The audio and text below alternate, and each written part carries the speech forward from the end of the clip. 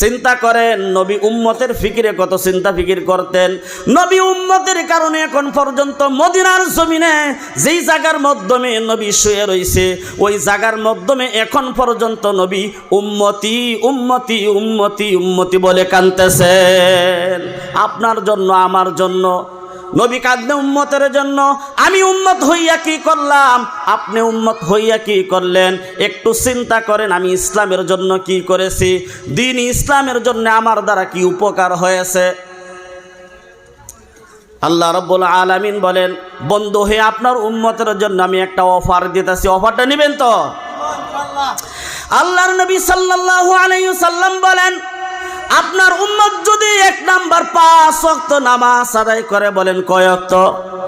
5 ওয়াক্ত নামাজ যদি আদায় করে, আর ওই নামাজের মাধ্যমে সালাম ফিরানোর পর ওই জায়গার মাধ্যমে বসে যদি একটা দোয়া পড়ে, ওই দোয়াটা হইল আয়াতুল কুরসি। নাম শুনছেন আয়াতুল কুরসি? শুরুত কি গো আয়াতুল কুরসির? আল্লাহু লা ইলাহা ইল্লা হুয়াল হাইয়ুল কাইয়্যুম লা তাখুযুহু সিনাতুন ওয়ালা নাওম লাহু মা ফিস সামাওয়াতি ওয়া মা ফিল আরদি মান যাল্লাযী ইয়াশফা'ু ইনদাহু ইল্লা বিইযনিহি ইয়ালামু মা বাইনা আইদিহিম ওয়া মা খালফাহুম ওয়া লা ইউহীতুনা